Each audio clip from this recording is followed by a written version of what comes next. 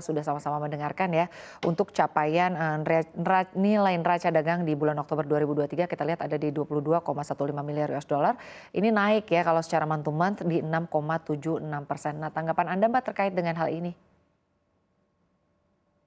Ya, benar. Berarti sesuai prediksi sebenarnya ya Mbak ya, bahwa tadi yang agak slightly ini ya menurun. Cuman kalau kita lihat kenaikan month to month itu sebenarnya dikarenakan kenaikan volume gitu ya, bukan dari faktor harganya. Sementara memang faktor harganya tadi untuk komoditas-komoditas utama seperti besi baja, kemudian juga minyak nabati gitu ya, dan juga batu bara itu kan menurun sesuai dengan tadi yang saya prediksikan, bahwa harga yang tadi dibandingkan September ke Oktober juga dia akan menurun. Walaupun secara month to month dia naik, ini dikarenakan adanya kenaikan volume seperti itu. Dan tadi disampaikan juga bahwa secara year on year sebenarnya dia turun ya, untuk ekspor kita seperti itu. Baik, lalu Anda sendiri melihatnya Mbak Esya, kita lihat bahwa tadi sebetulnya memang terjadi kenaikan tapi sebetulnya terjadi penurunan begitu ya. Nah, untuk di bulan November sendiri Anda melihatnya apakah kita masih akan tetap bisa mencetak surplus ya, walaupun artinya mungkin angkanya akan terus menyusut. Menurut proyeksi Anda seperti apa? Apakah memang nanti permintaan juga masih akan terus berkurang? Ya, untuk tadi kalau kita lihat berarti sebenarnya yang kita perhatikan adalah komoditas utama sebenarnya ya, Mbak ya, yang tadi adalah 3, batu bara, kemudian palm oil ya dari minyak nabati, besi baja. Nah, ini kalau kita lihat kan dia termasuk tadi dalam basket ekspor kita adalah sebesar 34%, dan ini cukup signifikan. Jadi kalau misalnya nanti di November ini terjadi terus penurunan harga seperti yang telah diekspektasikan atau diforecast ya, prediksi bahwa akan ada koreksi harga gitu ya di tahun 2023 ini, maka sebenarnya ini ada kemungkinan menurun.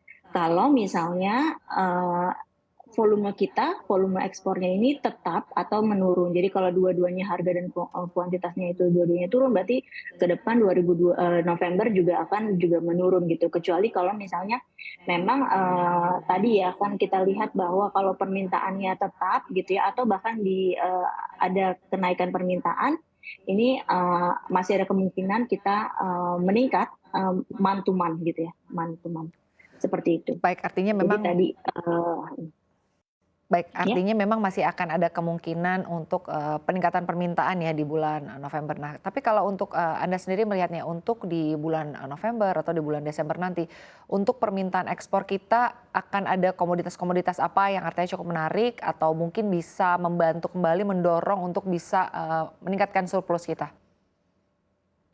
Ya, kalau saya lihat tadi juga ada yang menarik adalah komponen ini ya, pengolahan ekspor.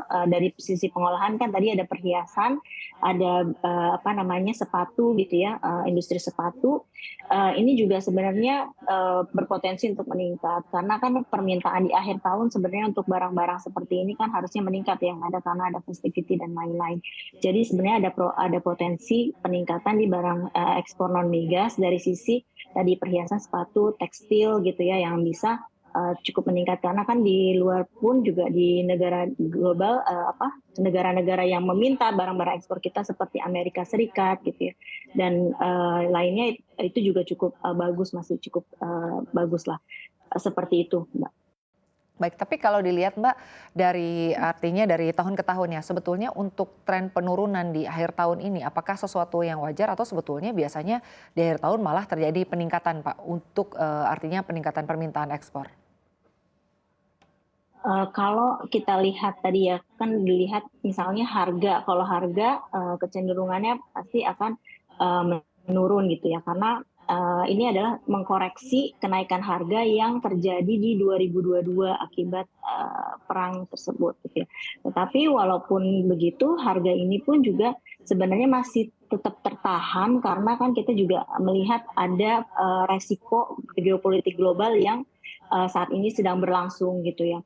Nah, tapi kalau kita lihat secara demand secara volume gitu ya, kalau secara volume kita bisa melihat untuk barang-barang musik consumer goods ya, consumer goods seperti yang tadi bisa dikatakan adalah misalnya sepatu ya, tekstil dan lain-lain, itu mungkin akan ada peningkatan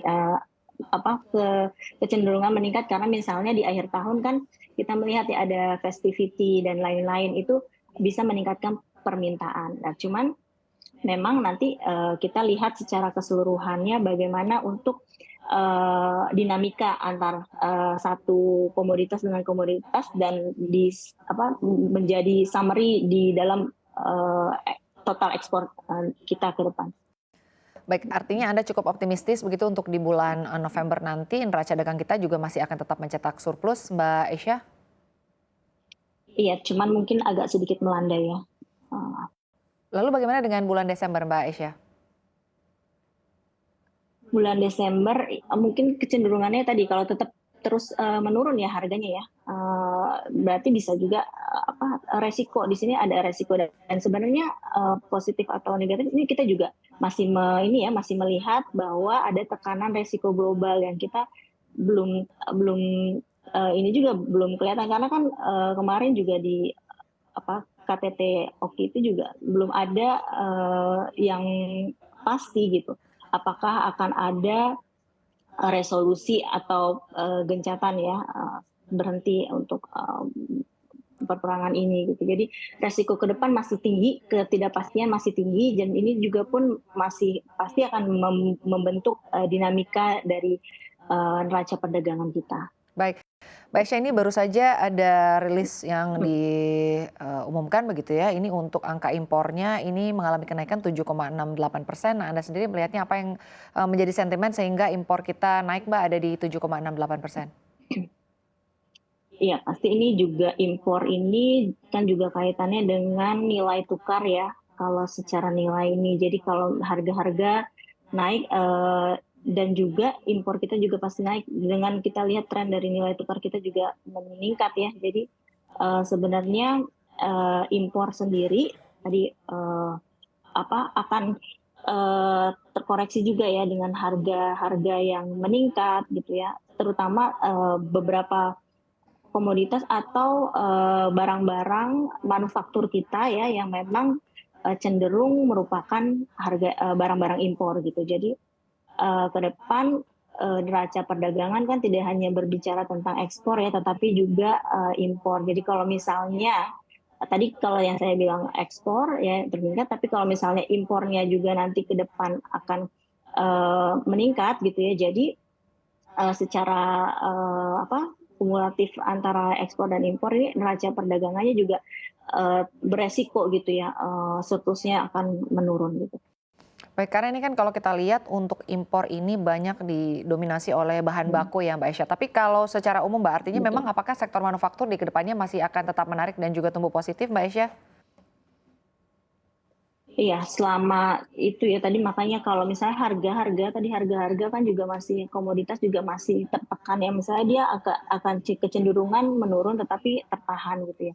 Sementara harga bahan baku untuk kita manufaktur kita kan masih bergantung ya dengan bahan baku impor. Nah, ini yang bisa memberikan tekanan terhadap manufaktur kita kalau misalnya memang harganya tetap tinggi gitu ya untuk bahan-bahan baku yang dibutuhkan untuk manufaktur kita.